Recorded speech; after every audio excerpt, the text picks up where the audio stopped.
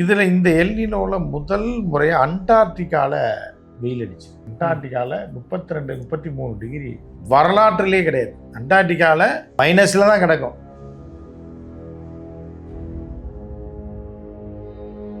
அது வந்து பசிபிக் பெருங்கடல்னா அது மிகப்பெரிய கடல். அமெரிக்கா ஒட்டி இந்த பக்கம் அமெரிக்கா, அந்த கடல் வந்து கொதிக்க ஆரம்பிச்சு. அவ்வளோ பெரிய கடல் கொதிச்சாங்க.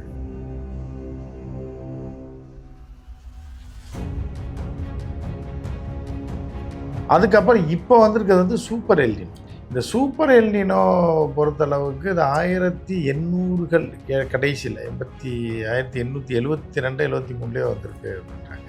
அது பெரிய பஞ்சத்தை ஏற்படுத்தி தான் தமிழர்களுடைய வரலாற்றையே மாற்றி அமைச்சு.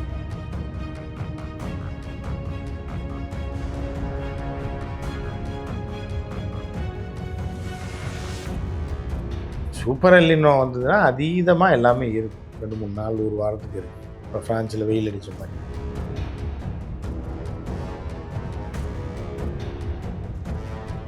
இல்லை, எல்னினோன்றது வந்து ஒரு 5 வருஷம் 7 வருஷத்துக்கு ஒரு டைம் இந்த மாதிரிலாம் நடக்கும். அதில் வந்து என்னென்னா இந்த மாதிரி வறட்சிகள் பஞ்சங்கள் வர்றதுக்கு அதுக்கு இன்னும் பேர் தான் எல்னினோ. திடீர்னு பார்த்தா தண்ணி பஞ்சம் வரும், திடீர்னு வறட்சி வரும். 97 வந்திருக்கு, 2005 வந்திருக்கு அப்படின்றாங்க.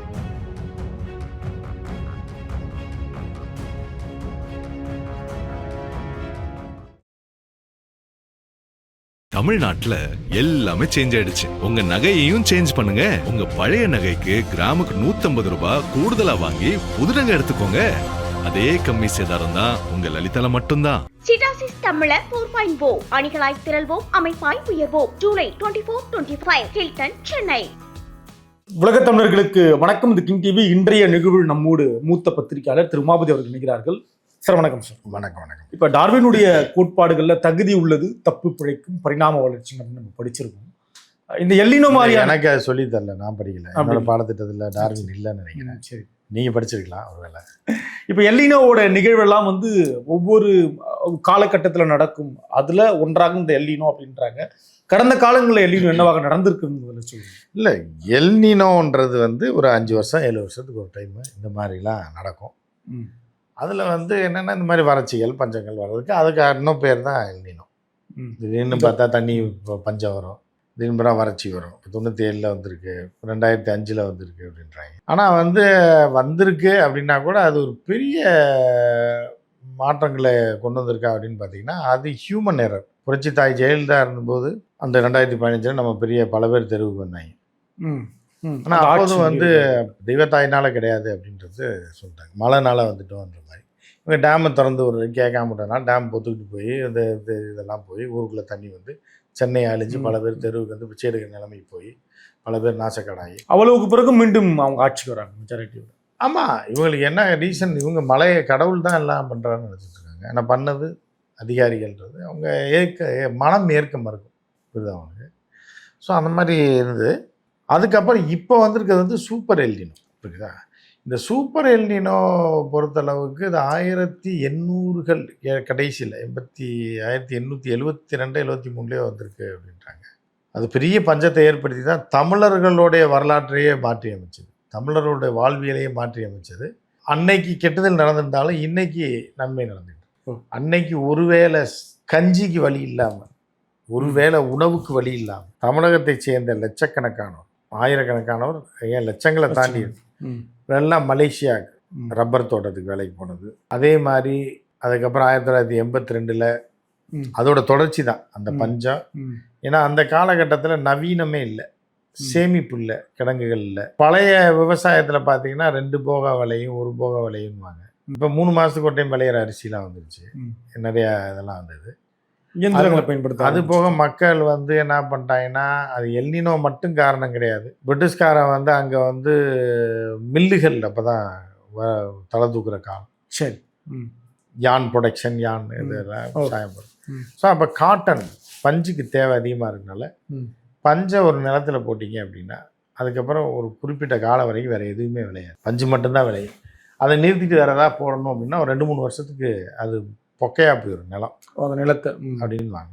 நம்ம விவசாயி இல்லைன்னா கூட அது அப்படி விவசாயி போய் நாசமாக போய் நசை கழிஞ்சு போய் இலங்கைக்கு அங்கே இங்கே கிடைக்கிற இடத்துக்கு கப்பல் ஏறி போய் அந்த கப்பல் முங்கி போய் இப்படி பல துன்பங்கள் அனுபவிச்சிருக்காங்க. அது எல்னினோ ஒரு அடிப்படை காரணமாக சொல்லுவோம். இப்போ அந்த சூப்பர் எல்னினோ இப்போ அதே மாதிரி இப்போ வந்துருக்கு. அந்த சூப்பர் எல்னினோன்றது பசிபிக் பெருங்கடல். அந்த ஃபோட்டோ இருந்தால் நீங்கள் கட்டாயம் எடிட்டர் வந்து போடுங்க.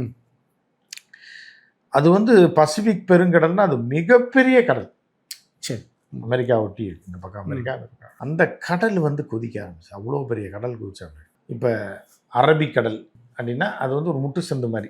அது ஆயிரக்கணக்கான கிலோமீட்டர் இருந்தால் கூட இதோட ஒப்பிட்டு ஆமாம், அது ஒரு முட்டு சந்து. அரபியோட முடிஞ்சது. இப்போ இந்த பக்கம் வரும், இந்தியாவோட முடிஞ்சுன்னா அதுக்கப்புறம் அந்த பெருங்கடல் இந்திய பெருங்கடலில் போய் சேரும். ஆனால் பசிபிக் பெருங்கடல்ன்றது மிக பெரிய கடல், நீளமான அகலமான நீளமான கடல்.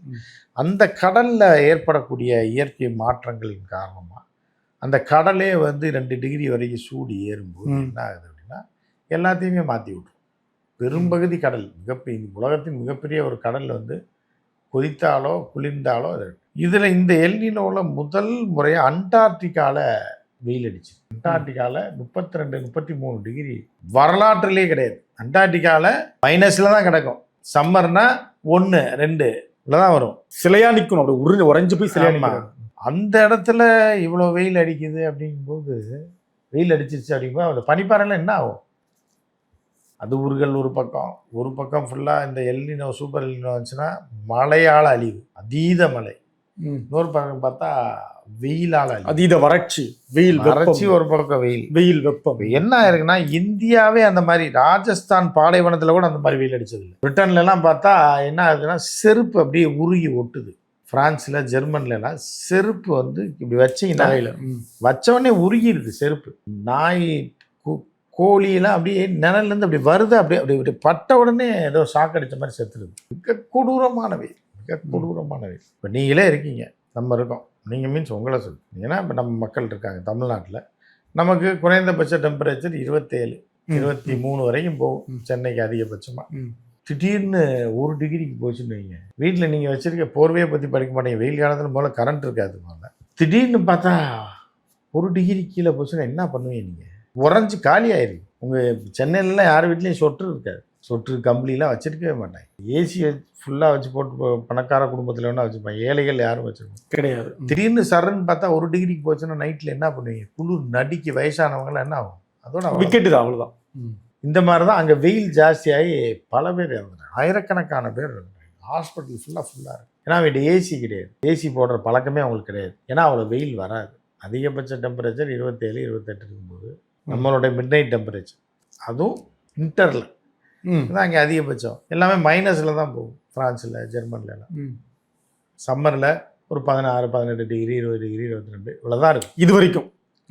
ஆனால் இப்போ என்னன்னா 44 டிகிரி டபுள் டைம் அப்படியே அடித்ததில் மக்கள்லாம் சூழ்ந்து சாவுறாங்க. வெளியே வர முடியல, வீட்டுக்குள்ளேயே. ஏன்னா அவன்கிட்ட ஏசியே கிடையாது. இப்போ நம்ம ஹீட்ரு வச்சுருக்கோமா வீட்டில்? கிடையாது. வீட்டில் இப்போ நமக்கு -1 போச்சுன்னா என்ன பண்ணுவீங்க? 1-2 டிகிரி போச்சுன்னா ஹீட்ரு இல்லாமல் போய் சேர்ந்துட வேண்டியது. அதே மாதிரி ஏசி இல்லாமல் அங்கே பல பேர் ஆயிரக்கணக்கான ஃப்ரான்ஸில், ஜெர்மனில், இட்டாலியில், ஸ்பெயினில், யூரோப்பியன் கண்ட்ரிஸ் முழுவதுமே மிகப்பெரிய பாதிப்பு. ரஷ்யாவை தவிர பெரிய பாதிப்பு, பயங்கரமான பாதிப்பு. அமெரிக்காவில் திடீர்னு அந்த 3 நாளில் பார்த்தீங்கன்னா வெயில் அடிச்சதில் பறவைகள் எல்லாம் காலி. ஃபாரஸ்ட் ஃபயர் தாறுமாறாக பிடிச்சி என்ன பண்ணுறதுன்னே அவங்க யோசிச்சுட்டு இருக்காங்க. இவ்வளோ வெயிலில் இப்படி தான் போயிட்டுருக்குது சூப்பர் எல்னினோ. இப்போ நமக்கு அது வரப்போகுது. நமக்குன்னா அதீத மழை இருக்குது. வெயில் நமக்கு வந்து ஒரு 3 டிகிரி ஜாஸ்தியாக இருந்துச்சு. 36-37 இருக்கிற இடத்துல 42 இருந்துச்சு. 42 தொடர்ச்சியாக இருந்துச்சு அக்கினி நட்சத்திரத்துக்கு அப்புறமும். இப்போ இனி வந்து வருங்காலங்களில் மழை அடித்து சாவடி அடிக்கும். நவம்பர், டிசம்பர், ஜனவரியில் ஜனவரி மழை, அதிபெரும் மழை 15 மாதிரி எதிர்பார்க்கலாமா? நம்ம தமிழ்நாட்டில் 2015 ஒரு பெரிய மழை வந்தது, அந்த மாதிரி வாய்ப்பு இருக்குது. மேகவெடிப்பு மாதிரி மிகப்பெரும் மழை வருவதற்கான வாய்ப்புகள் இருக்குது அப்படின்னு சொல்லி வானிலை ஆய்வாளர்கள்லாம் கருதுகிறாங்க. ஸோ இதையும் நம்ம ஃபேஸ் பண்ணி தான் ஆகும். இந்த லாலினோன்றது அது என்ன? லாலினோன்றது அது இவங்களாம் பேர் வைக்கிறது தான். ஒரே குடும்பத்தில் 4 பிள்ளை பண்ணால் ஒன்று குப்புசாமின்னு வைப்பாங்க, ஒன்று ராமசாமின்னு வைப்பாங்க, ஒன்று கருப்புசாமின்னு வைப்பாங்க. அந்த மாதிரி கருப்புசாமி குப்புசாமின்னு பெரிய வேறுபாடெலாம் இருக்காது. ஒரே இனம், ஒரே குடும்பம், பேர் வேறு வைப்பாங்க. இது இருந்தால் வெயில் ஜாஸ்தியாக இருக்கும், அது இருந்தால் மழை ஜாஸ்தியாக இருக்கும். அந்த மாதிரி எல்லாம் ஒரே அண்ணன் தம்பி தான், பங்காளிக்க தான். எப்படியா இருந்தாலும் மனித இனத்துக்கு அழிவு தான் உறுதி. இந்த பேரழிவுக்கு பின்னாடி உலகமயமாதல், இந்த நகரமயமாதல், அதீத தொழிற்சாலை வளர்ச்சி, அதெல்லாம் அது ஒரு பக்கம் நடந்துட்டு தான் இருக்குது. இப்போ 1872 என்ன இருந்துச்சு, தொழிற்சாலையாக இருந்துச்சு. அப்போ எப்படி எல்லினோ ஆச்சு. இப்போ ரொம்ப கேடு காலமாயிடுச்சு. அப்போ கம்மி கேடு காலமாக இருந்துச்சு, இப்போ ரொம்ப கேடு காலமாயிடுச்சு. அதனால அடிக்கடி நிறையா வருது. இப்போ நம்ம குறிப்பா தமிழ்நாடு வந்து ஒரு பெரிய வெள்ளத்தை எதிர்பார்க்கலாம்னா உறுதியான ஒரு வெள்ளம் இருக்கு அடுத்து வர மாதங்கள்ல வரும்னு சொல்கிறாங்க. வரும் மாதங்கள் நவம்பர், டிசம்பர், ஜனவரி வரைக்குமே நம்ம எச்சரிக்கையாக இருக்க வேண்டிய ஒரு காலம் அப்படின்றாங்க. அதாவது புதிதாக பொறுப்பேற்றிருக்க அரசு 6 மாதம் டைம் முடிஞ்சிடும். அதனால் அவர்கள் காப்பாற்றுவாங்கன்ற நம்பிக்கை. இப்போ சில ஊடகங்களில் கூட ஒரு பேரழிவு ஏற்பட போகுது, மிகப்பெரிய அழிவு இருக்கு. அது அவங்களுக்கு பிரேக்கிங் நியூஸ் இல்லாதனால எதையாவது பண்ணுறாங்க. பேரழிவு வருது, அது வருது, பேரழகன் பிரளயம் வரப்போகுது, பேரழகன் வராரு, பேரழிவு வருது. இதுவரையும் நடக்காத ஒன்று அப்படின்றாங்க, நடக்க போகுது. அது அவங்களுக்கு இப்போ ஏதாவது பிரேக்கிங் வேணும்ல. சூப்பர் எல்லினோ வந்ததுன்னா அதீதமாக எல்லாமே இருக்கும். 2-3 நாள், ஒரு வாரத்துக்கு இருக்கும். இப்போ ஃப்ரான்ஸில் வெயில் அடித்த மாதிரி டயர்லாம் வந்து ஒட்டுது அப்படின்ற மாதிரி இருக்குது. அதே மாதிரி நமக்கும் அதீத மழை பெய்யும், மழை வெள்ளம். இப்போ கூட இப்போ போன வருஷத்துக்கு 3 வருஷம் கூட மழை வந்துச்சு. ஃபுல்லாக ஃபுல்லாக நனைஞ்சு போச்சு. டிசம்பர் 1-2 ரொம்ப பெரிய ஒரு கஷ்டத்தில் பட்டோம். அதே மாதிரி ஒரு பெருமழை இருக்குது. வட மாநிலங்கள்லையும் அப்படிதான் இருக்கும்னா இன்னும் ஒவ்வொரு பகுதியில் ஒவ்வொரு மாதிரி. வட மாநிலங்களில் எப்படி இருக்கும், நம்ம தென் மாநிலங்களை பொறுத்தளவுக்கு மழை. வட மாநிலங்கள்லேயும் நீங்கள் வந்து பார்த்தீங்கன்னா குறிப்பாக வந்து இங்கே புயல் சின்னம் உருவாகி பெரிய அளவில் மழை பெஞ்சுன்னா நீங்கள் இங்கே பே ஆஃப் பெங்காலில் பூராமே பாதிக்கும். இந்த புயல் வருது, ஒரு அதீதமாக வருதுன்னு வைங்களேன், அது ஒன்று ஆந்திராவுக்கு போகும், ஒரிசாவுக்கு போகும், இல்லை வெஸ்ட் பெங்காலுக்கு போகும். கரை கிடைக்கிற வரைக்கும் அது பாதிப்பு இருக்கிறதுக்கு வாய்ப்பு இருக்குது. பிரம்மபுத்திரா வரைக்கும். ஏன்னா அங்கே மாற்றங்கள் வரும், ஆற்றுல பெரிய அளவில் தண்ணி வரும். அந்த வெள்ளம் வந்துச்சுன்னா நிறைய பாதிப்புகள் வருவதற்கான வாய்ப்பு இருக்குது. ஸோ அந்த மாதிரி இந்த நாடு முழுவதுமே பாதிப்பு இருக்குது. இப்போ நீங்கள் தொடக்கத்தில் அண்டார்டிகாவில் பனிப்பாறைகள் உருகுது அப்படின்றத வந்து நான் ஒரு இமேஜினேஷனாக புரிஞ்சுக்கணும்னா, பனிப்பாறைன்றது பனிமலைனே பார்க்கலாம்னா பெரிய பெரிய பனிமலைகள், பனிமலைகள். இது கடல் நீர் மட்டம் உயர்வுக்கு இது ஒரு காரணம். ஆமாம், அது குறையும் போது இது ஏறத்தான் செய்யும். உங்களுக்கு சொல்லி கொடுத்தாங்கன்னு தெரியல, எங்கள் வாத்தியார் சொல்லி ஒரு பானையில் அரை பானையில் தண்ணி இருக்கும்போது காக்கா பார்க்கும், குடிக்க முடியாது. அப்படிங்கும்போது கல்லை தூக்கி போட்டோன்னா தண்ணி மேலே வந்துடும், குடிச்சிட்டு போயிடும். அதே மாதிரி நீங்கள் எதாவது தூக்கி போட்டீங்க, உள்ளே இறக்குனீங்கன்னா இது ஏறத்தானே செய்யும். அதுதான் நடக்கும். இப்போ கூட சில பேர் சொல்கிறாங்க, இறுதி கேள்வி, சிலர் பேசுறதை நம்ம கவனிக்கிறோம், அந்த மாதிரி நடந்தால் சென்னை காலி ஆகிடும், சென்னையில் பல அப்படிலாம் இல்லை, இது காலி ஆயிரும், அது காலி ஆயிரும், கல்லா காலி ஆயிரும் அப்படின்ற மாதிரிலாம் எல்லாம் சொல்கிறது தான். ஒன்றும் இல்லை, 2015க்கு அதிகமாக இருக்காது, 2015 மாதிரி இருக்காது. மழை பெய்யும், அரசாங்கம் தயாராக இருந்ததுன்னா அந்த தண்ணீரை ஒரே நாளில் வடி வச்சு 1 நாள் 2 நாளில் பண்ணிடலாம். அப்போ அம்மையார் ஜெயலலிதா இருக்கும்போது அவங்க தூங்கிட்டு இருந்ததுனால தவறு நடந்துடுச்சு. பண்ணையூரில் நமக்கான ஆதரவு கரம் பலமாக இருக்குது. பனையூர் இப்போ வந்திருக்க சிஎம் வந்து எல்லாத்தையும் சமாளிப்பார். அப்படிங்கும்போது நம்ம எல்லாம் ஒரு தேவதூதனே ஆட்சி பண்ணுற மாதிரி நம்ம இருக்க வேண்டியது. இந்த ஆட்சிக்கு எதிரான எல்லா சவாலையும் சமாளிப்பும் பேசியிருக்காரு. அதில் எல்லினோ ஒன்று புரிஞ்சுக்கலாமா?